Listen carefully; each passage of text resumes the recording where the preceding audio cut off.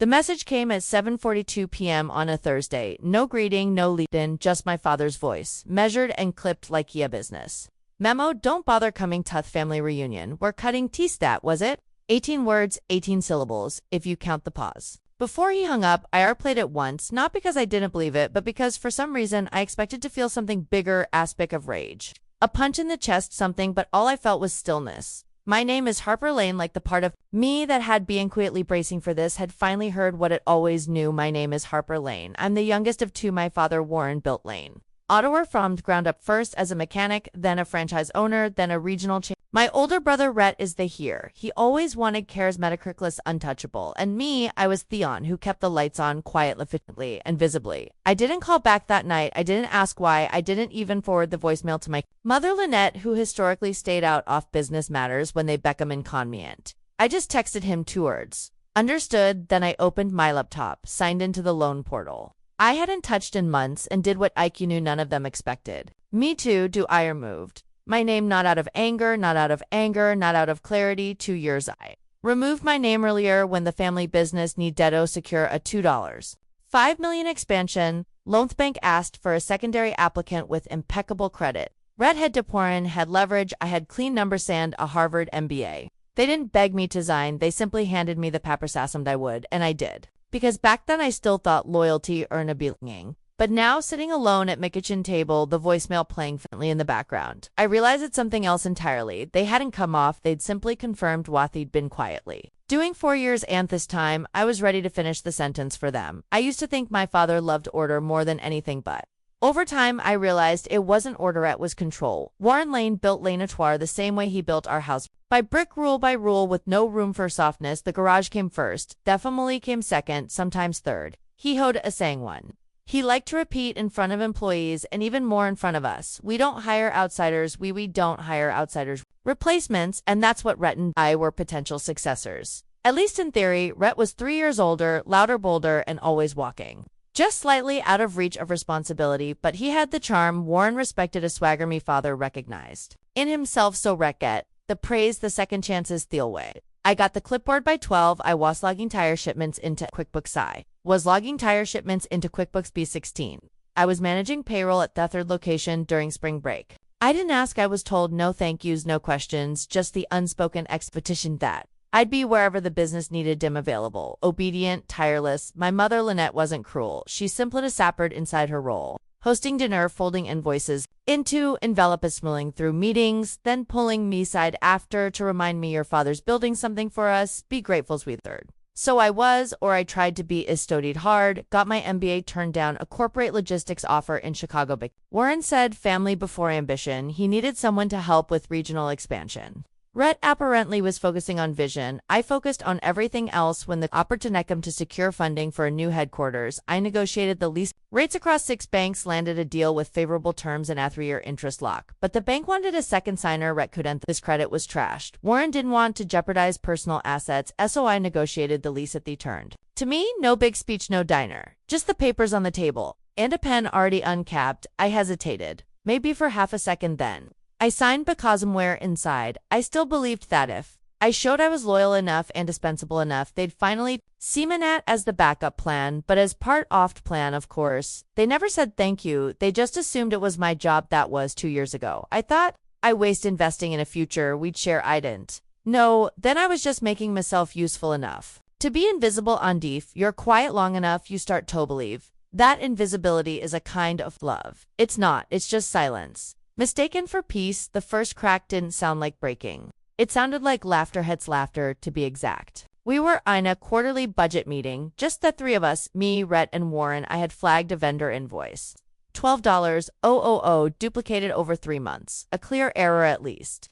I thought so, that's from AHR. We're in a quarterly budget meeting, friend of mine, Rhett said, waving it off like it was lint on his collar. Let it slide, he gives us good rates elsewhere. I looked to my father, expecting something, raised brow, maybe a single word of scrutiny, but Warren didn't flinch. Had just reached for his coffee and said, focus on bigger things. Harper's depicting like an outsider. That word didn't just sting. It settled somewhere under my skin. I wasn't summarescent hire. I had overseen logistics for foresight. Expansions, renegotiated or fleet lease at half the original cost and kept payroll balanced through 2 supply chain disruptions.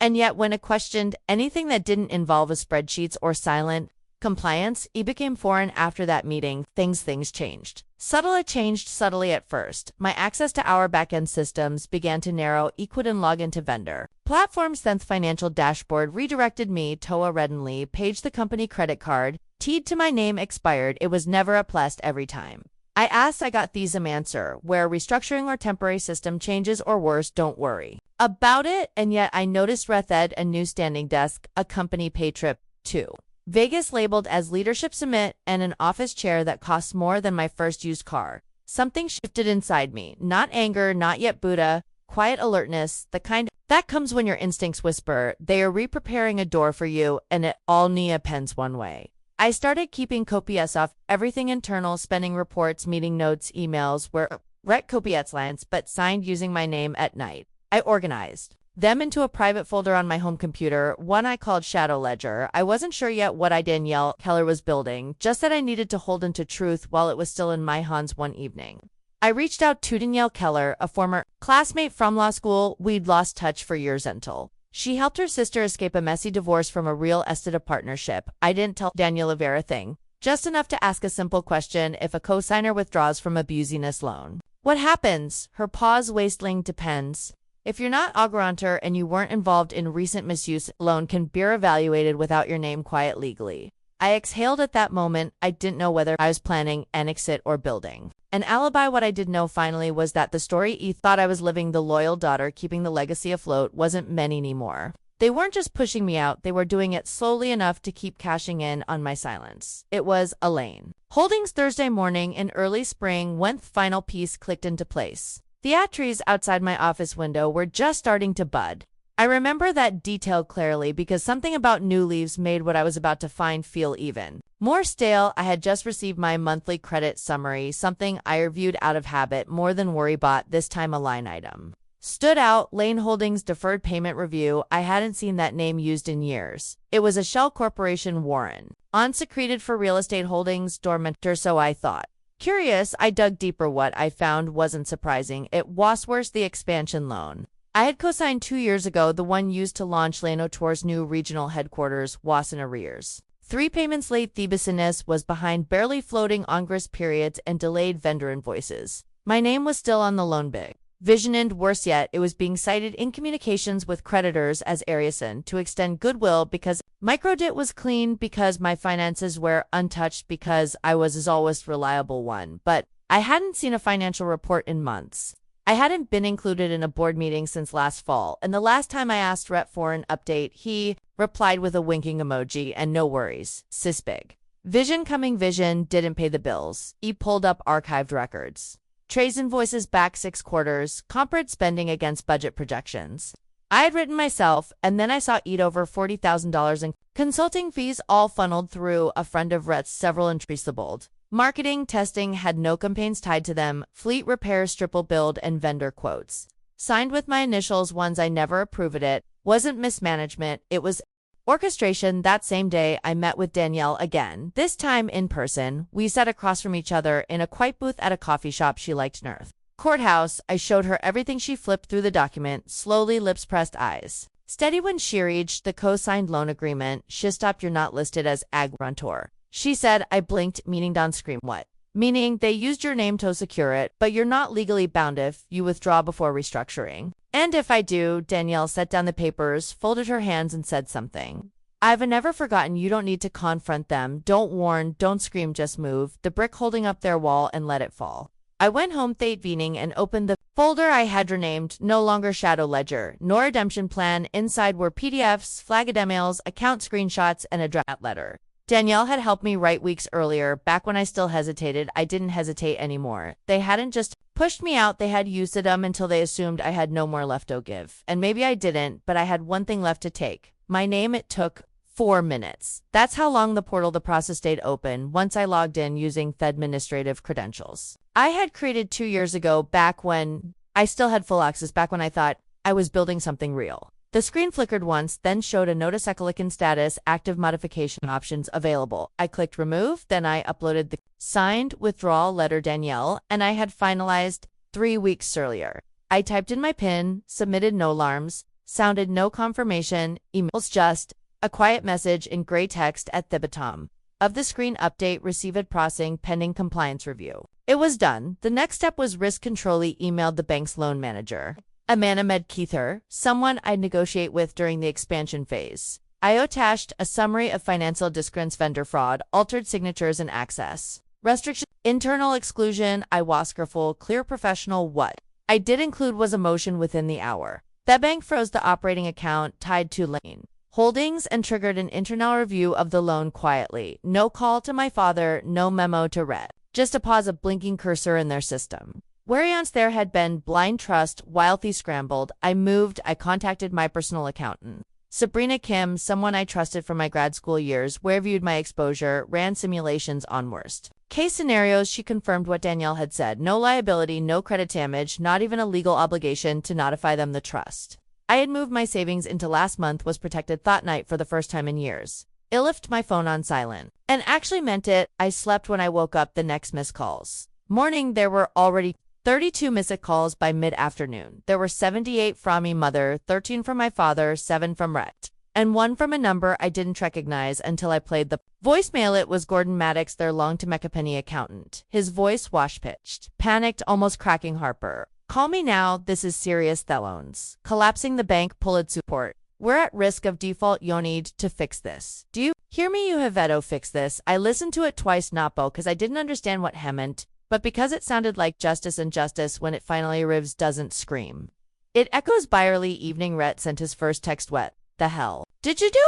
And then another. You're overreacting. We could have handled this internally. But the word we didn't land anymore. There hadn't been away in a long time. Later that night, my mother left a voicemail, not angry but quiet, trembling. Sweetheart, my mother left a voicemail. What's happening? Your father says the bank froze everything. That they might Dreckle the loan. Did you sign something? I did, but I didn't explain. I called her back, let the line ring twice. I removed my name, that's all. Her breath caught. Boo too. You can't just do that. Actually, I can, I said, and I did. She paused. Harper affects all of us. No, I replied. Kimberly, you made sure it didn't, and then I hung up, not in anger, in completion.